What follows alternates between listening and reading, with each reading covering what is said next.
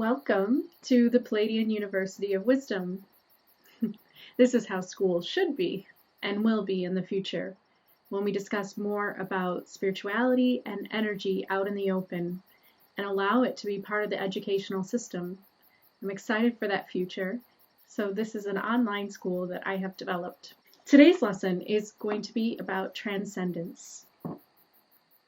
Transcendence has been something that has been talked about in a lot of different religious paths. And there are many different ways to interpret it and to see it.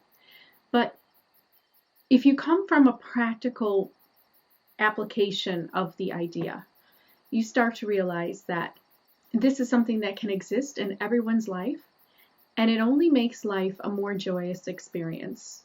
It does not mean that you will not have the hard times and the pain and the struggle that come with living life and going through it and meeting different souls and having different events happen in your life. But it means that you'll always be able to know what to do, to have the tools within you to allow yourself to not get trapped within those lower states of emotion that cause you a lot of suffering and a lot of pain, far more than what is necessary if you only come from it from a place of higher consciousness and awakened states of being. So this is going to be all about transcendence and how to transcend the earth, which, if you do not know, you guessed it. It does not mean you're actually going anywhere. It means that you will be here on earth and you will be able to harness the higher dimensional energies into your life, and you will become a beacon of light for others around you. And I'm so happy to be able to teach this to everyone today, and so let's get started. I have this wonderful book called Mysticism and Alchemy. I got this book from the Eastern Press, and this book I really wanted to have, and as I was reading it, I was kind of smiling to myself because it's old relics of all ancient humanity's knowledge basically coming together into one book. It is full of Gnosticism and Pythagoras ideas, all of the different types of occult ideas on spirituality are within this book. It's very interesting to read, and for me, I like having it as a bittersweet memory of the old times. Although this information is very valid in today's world, what I have realized when I was reading it is that there is a marriage of the two now coming together, because this book is more about transcending the material world and reaching for your divinity. See materialism and spirit as separate. And what I would like to teach is actually marrying the two and seeing that both matter and spirit are coming from the same source, and they can have the same amount of divine energy and light within them. It just is all about your perspective and how you open your eyes to see the beauty and the divine in everything all around you. And so that's what I would like to teach today. I call this lesson Clearing the Pathway to Fly, because before you can transcend the earth, you have to clear a runway like a plane would. A quick Google on Wikipedia or looking up the definition of transcendence shows that it conveys the basic ground concept from the world's literal meaning, from Latin, of climbing or going beyond, albeit with varying connotations in its different historical and cultural stages. It includes philosophies, systems, and approaches that describe the fundamental structures of being, not as an ontology, theory of being, but as a framework of emergence and validation of knowledge of being. Transcendental is a word derived from the Scholastic, designating the extra categorical attributes of being. It is sometimes known as the opposite of transcendence, which is eminence. And eminence is the doctrine or theory of eminence holds that the divine encompasses or is manifested in the material world. It is held by some philosophical and metaphysical theories of divine presence. Immanence is usually applied in monotheistic, pantheistic, pandeistic, or pantheistic faiths to suggest that the spiritual world permeates the mundane. It is often contrasted with theories of transcendence, in which the divine is seen to be outside the material world. Okay, so those two ideas have been basically fighting one another. And in some people, they're very divided, and you have only the divine outside of the material world and divine only within the material world. And those two ideas and philosophies have been kind of butting heads for a long time, and maybe subconsciously in people's mind too, and which is why sometimes people do not think that miracles and divine types of experiences cannot actually be in the material world, the transcendental type of experiences.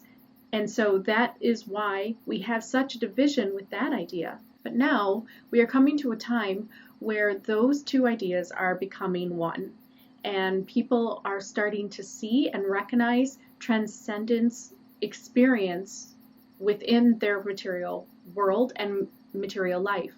There are some glimmers of things in the material world that kind of seem to echo the divine. And so finally, we are starting to understand so above, so below concept. And I want to read you something from the Emerald Tablet, which was said to come from the mythical figure of Hermes Trismegistus, who also was linked to the Egyptian god Thoth, which was the messenger god and the one to give the divine messages to humanity. And so this is the material that was found in the Emerald Tablets, the Law of One, if you are familiar with that. So I wanted to read you a part of this because this is what transcendence is about. True, true, without doubt, certain, the below is as the above, and the above as the below, to perfect the wonders of the One. And as all things came from the One, from the meditation of the One, so all things are born from this One by adaptation. Its father is the sun, its mother of the moon. The wind carries it in its belly, its nurse is the earth. It is the father of all the wonders of the whole world. Its power is perfect when it is transformed into earth. Separate the earth from fire, and the subtle from the gross, cautiously and judiciously. It ascends from earth to heaven, and then returns back to the earth, so that it receives the power of the upper and the lower. Thus you will possess the brightness of the whole world, and all darkness will flee you. This is the force of all forces, for it overcomes all that is subtle and penetrates solid things. Thus was the world created. From this wonderful adaptations are effected, and the means are given here. And Hermes Trismegistus is my name, because I possess the three parts of the wisdom of the whole world. So while that information can be very, very helpful to somebody that is looking for transcendence and going above and beyond this world, in the idea of becoming untouchable with earthly matters and issues and situations, the idea of a demiurge is one that is not going to help someone, because then you are going to be placing your personal responsibility onto another source. And so here it is, the marriage of the two, of understanding the divinity within you, and then also seeing the divinity within everyone else, and the divinity within the world. And through that, recharges you and brings you this awakening of the divine materialism and the divine spiritualism into your life. Therefore, when you look out into the world, you are in love with it all. And that's really what transcendence is all about. So here is where transcendence helps mankind. Corresponding to the tripartite division of the small world of man, microcosm, into body, soul, and spirit, was a cosmic soul which dwelled in the realm of the stars. This cosmic soul reflected the ideas of the higher transcendental sphere of the divine intellect, and through the influence of the stars, these ideas imprinted their internal symbols on the lower physical transcendent sphere. Man thereby has a possibility of manipulating events in the earthly sphere, using magical practices such as the manufacture of talisman, spells, and other such things to affect the middle sphere of the cosmic soul. Contact is established through the fine material of the sidereal or astral body that invisibly surrounds man. Man can communicate with the macrocosm through this sidereal medium, and thus receives premonitions and prophecies and visions in dreams or awakenings. So that's all I really wanted to read from this book, because as we go into the lesson, then you will see how this all relates to you today. These are old ideas passed down, and they did interweave into religion. They were also ideas that came out of religion, out of seeing the religious texts and understanding them in a spiritual, figurative way rather than a material, literal translation. So, how does this apply to your life today? Well, since we can put away the idea of the demiurge and an outside God in the idea of something that is causing events and things to happen in this world, when you can get rid of that idea because it's confusing and it places outside responsibility outside of the self, then you can start having the conceptual understanding of the higher mind and getting in touch with the higher mind while on Earth. The higher mind is called the neocortex. Yes, the Wachowski brothers knew exactly what they were doing when they were making that movie called The Matrix. And they had Neo be the one, the anomaly, that could pass all the illusions and look past it and could really see the agents through what's really the reality and see the programs and understand what they were doing. And so neocortex is the higher mind, and it is known now the reptilian brain is the lower mind. And the reptilian brain really just controls your urges and your desires and your reactionary impulses that you might first feel without first engaging the higher mind, the neocortex. Engaging the neocortex is where the humanities and arts come in.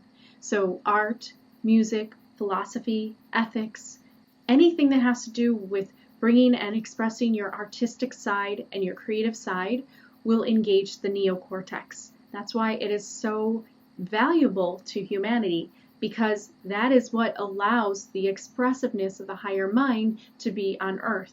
Whereas your reptilian brain, there is a part that is needed. It is our need for survival and defense and physical reactions to things that could put us in danger.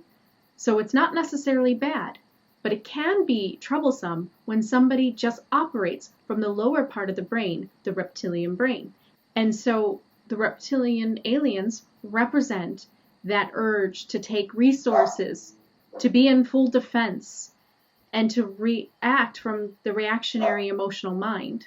And that is really why they're in humanity's collective understanding, because we know deep down inside that when we operate from the reptilian brain, we can make our own species go the wrong way, in which they are reactionary and they're not engaging the higher mind, and so they kill and fight and take from one another in the place of fear and the place of not really being in touch with that spiritual brain. So the whole idea is to engage the higher mind, and then you can transcend all of the other earthly issues and the materialism and the wars and the greed and the things that are going on in the world that cause so much problems.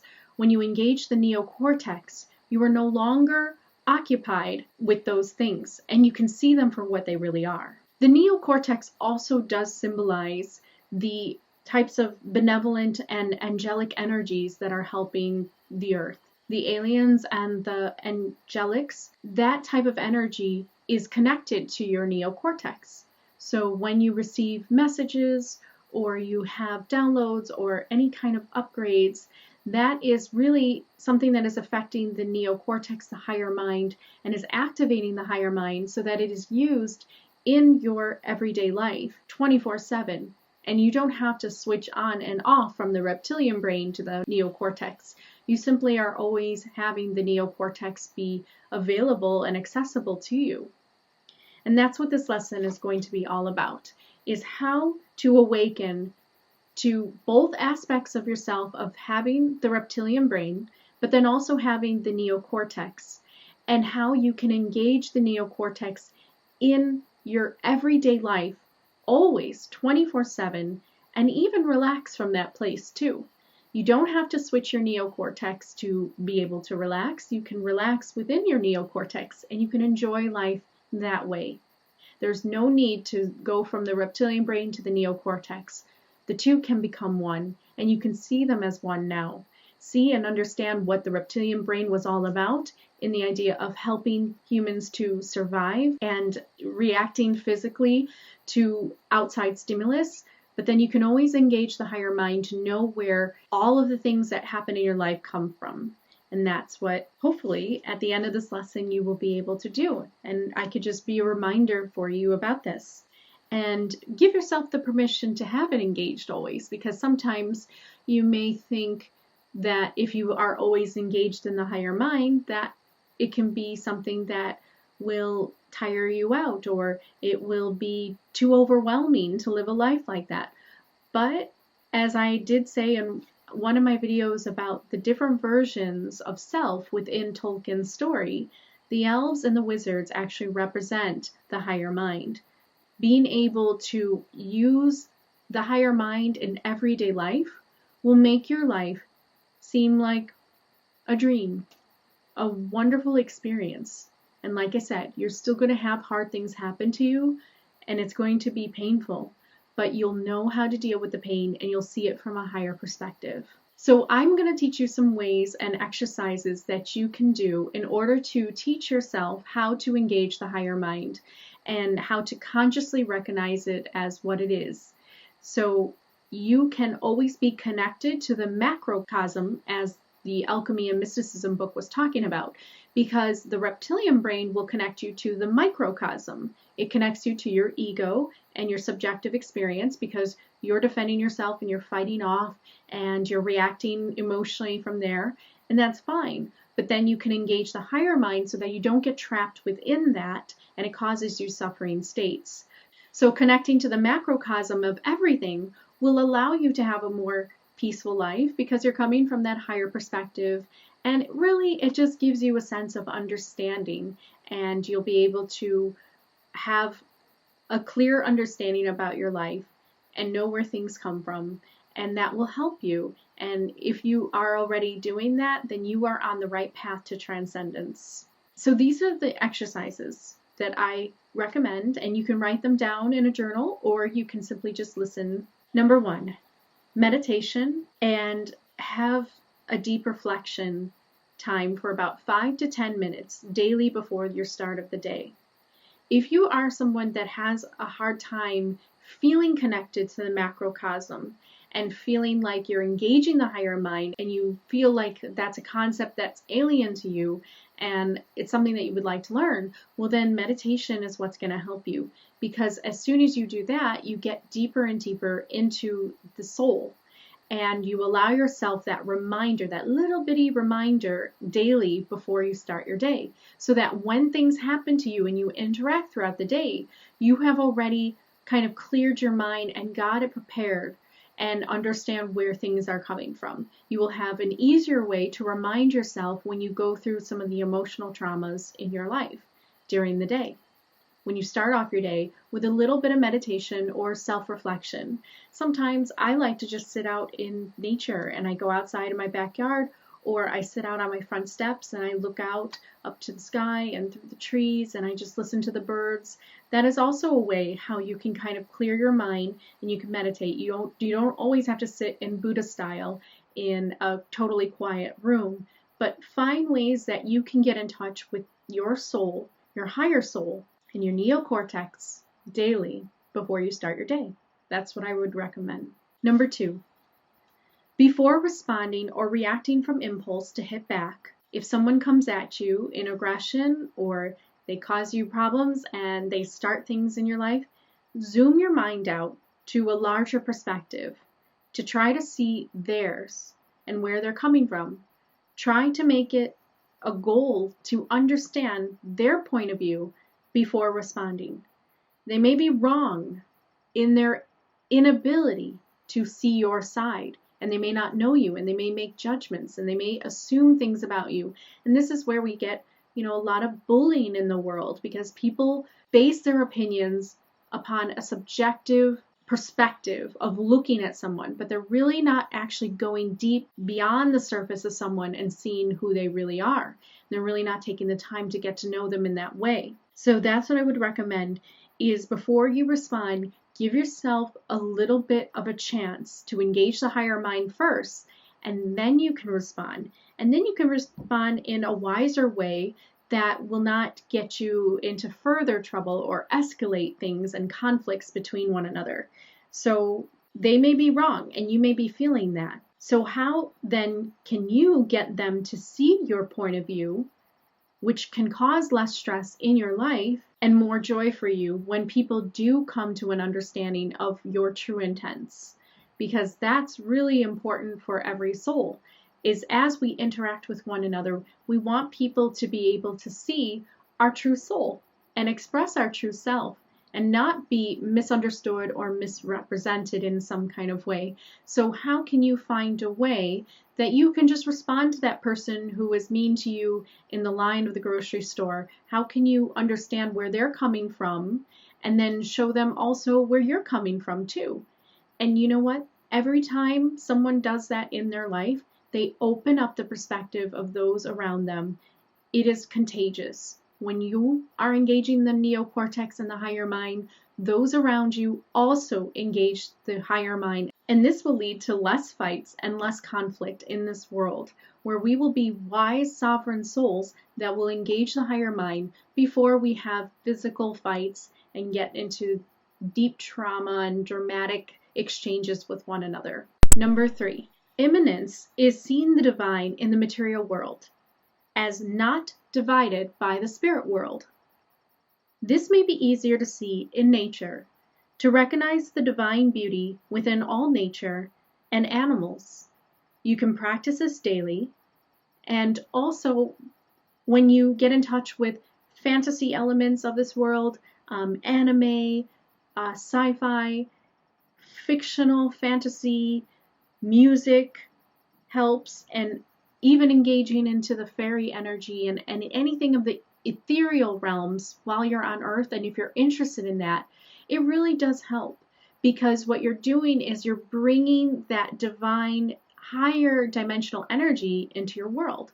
So when people, really love some of the elements of fantasy, that in no way is bad for you. In fact, it helps engage the neocortex, because you're engaging the higher mind, which is where the imagination actually lies.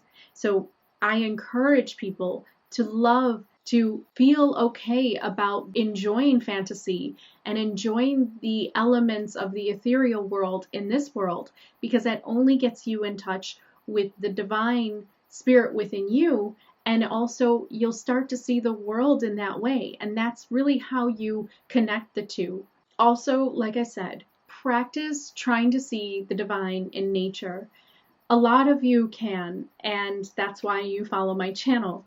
And so if you are new to my channel and you have not done that yet, I suggest that you start. Just find a way that you can start to see the divine beauty within nature. And because it is on Earth, you will instantly connect to the macrocosm of the idea of the divine spirit that is within the universe. You will see it on Earth for you right in front of your eyes in everything that you observe within nature. The next step is number 4, where you learn to see the ugliness or the undivine to exist in order to show you and know the opposite, which is whatever is beauty to you. So I have an example of this. I did not see the divine beauty in this world. I had a hard time living here for a long time because, you got graffiti, you got garbage everywhere, you have broken, cities and things that are just not taken care of, and there's just a lot of negligence, and it leads to ugliness later on. And so I had a hard time being in this world in that way, that everything was just not pristine and beautiful and clean and perfect in the way that I really wanted to see the world and experience the world. So I had a hard time with that. One day I had a real awakening where I married the idea of the divine, clean, and type of images in my mind, and understood why the ugliness exists here in this world. The idea of, the garbage all over the ground, and the way that buildings are falling apart, and, just the dirtiness and the unkept things that humans do, and the negligence of this world that sometimes you see in the cities when they don't want to repair roads and they don't want to repair buildings, and landlords are slumlords and they don't want to repair their buildings for their renters and things like that. When you start to notice kind of the ugliness, it can bring you down because you're focusing so much on the ugliness of the world, and it looks undivine to you because you're like, well, that's not perfect, that's not heaven. My awakening was walking to work one day and looking at the graffiti gang tags on the wall, and looking down and seeing the garbage everywhere, and seeing, just the dirtiness of the city.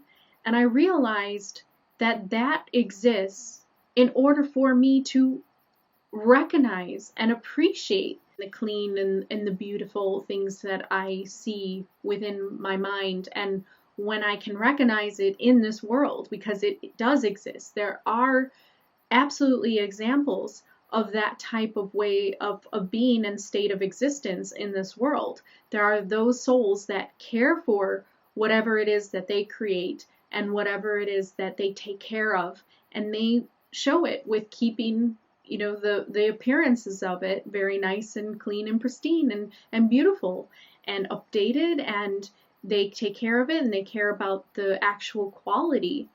And I see that.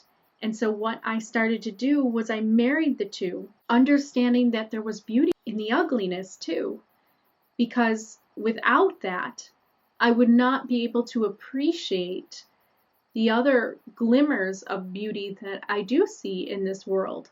And so what happened was, within my mind, I would say the two sides of my mind basically came together. And so the ugliness and undivine met with the beauty and the divine. And I started to see everything as divine and everything as beautiful in its own way. Even the ugliness was beautiful to me because it showed me the opposite in its existence. And that had a certain type of beauty to it. A service that is underestimated and undermined, but a service that is also really there. So that is my secret of how I see beauty in everything, even the things that people wouldn't normally see as beautiful. I see it as beautiful because I see the beauty that exists with it just being there in order to point to things that I would find beautiful. But now the two are just so interconnected in my mind that I don't divide the two any longer, and beauty is everywhere. This practice of seeing beauty in both things that seem divine and undivine will slowly marry the two in your mind. Soon this practice develops you into a being that can recognize the divine within everything all around and simultaneously as one. So this example is good here in the Matrix movie when it talks about at the very end when Neo is blind and he starts to see through his heart and he looks out and he sees a city of light. He sees everything connected to light. And he says that. He says everything is made of light. And that's exactly what happens once you marry the two together and you see everything as beautiful around you, even things that society would not see as beautiful, or even things that you might have at one time thought was not beautiful. When you come to the realization that everything has its own beauty and quality of it to exist, and that's really seeing the transcendent qualities within everything that is here on Earth. Number 5. So the hardest part is seeing the evil actions of others as divine.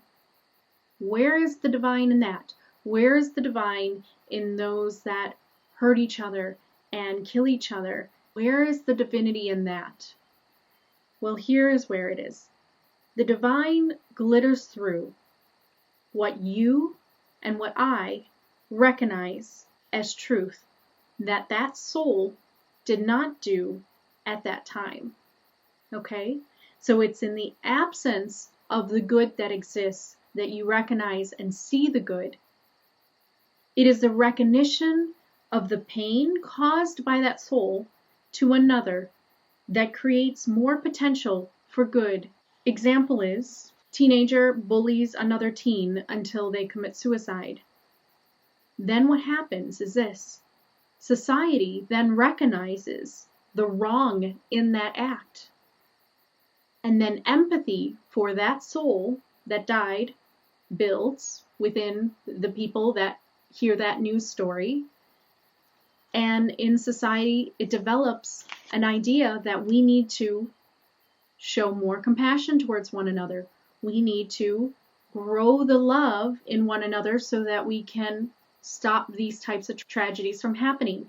And that's where these movements of no more bullying comes out and things like that, where people actually stand up for the wrongs in this world. And that is where the divinity lies.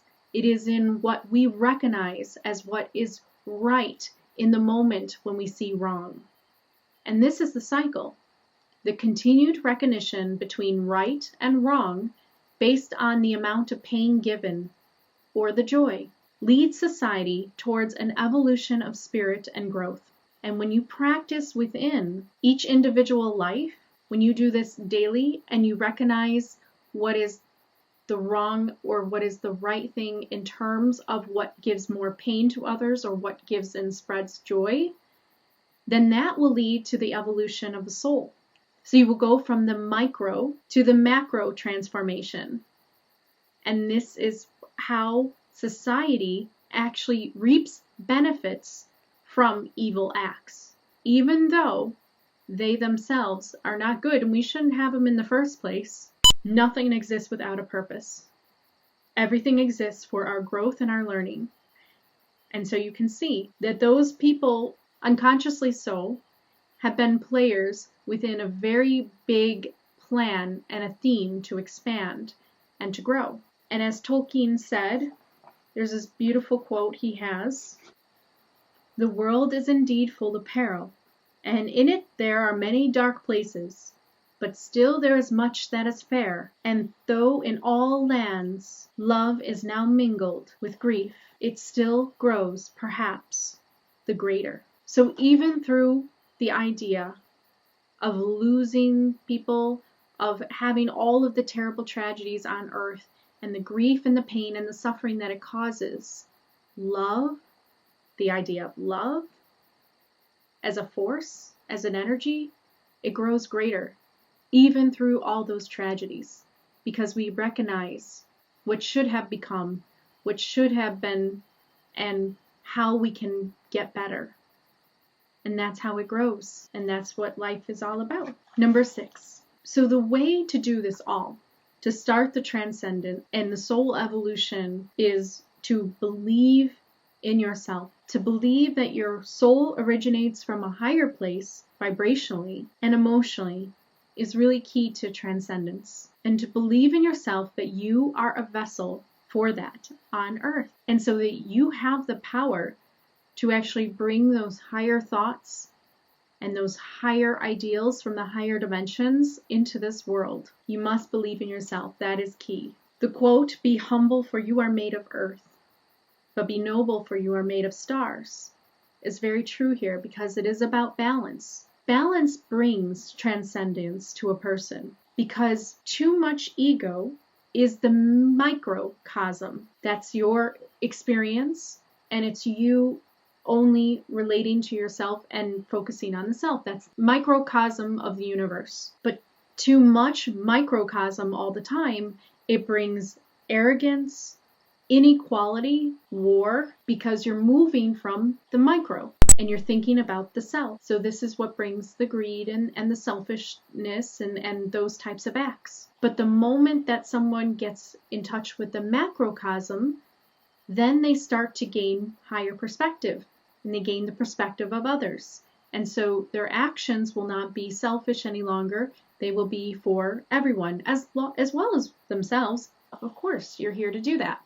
But the reason why balance is important is because too much ego causes the problem, but too little ego causes you to be ineffectual as a creator. You will have an unhappiness on earth. You will experience a sense of kind of feeling lost and like you're not doing what you really want to do because you're not doing really everything that you want to do because you're really focused more on the outside and the macrocosm, but you're really not here to express yourself. So too little focus on the micro can do that. So it's about a balance, having focus of the macro and also the micro, and having those two intertwined and balanced. And that is seeing the divinity in both the material world around you as well as inside of you and in the spiritual realms of higher consciousness. When you get in touch with that delicate balance of knowing the microcosm and the macrocosm exists, and both the divine is in the material world as well as the spiritual world, what will happen is you will not be part of society's dramas any longer, but an active creator to transform and shape society with others of like mind, to help those who suffer in life and to remind them to look up within their own selves, look up at the stars, as above, so below. So the next lesson within this unit is going to be all about what to do with such lofty ideas and goals of transcendence and how to actually harness that into the material world. But this is the start. This is clearing the roadway. All those things that I said there, if you engage in those practices daily and whenever you can, you will always be in touch with the higher mind, and you will always be able to see the divinity within the material world as well as the spiritual world. And the two will become one. And when the two become one, you will be able to enjoy life more, and you will be able to transcend all of the earthly issues and the problems in the world, but you will also be very much here on Earth as well. So class dismissed, and I will see you on the next video.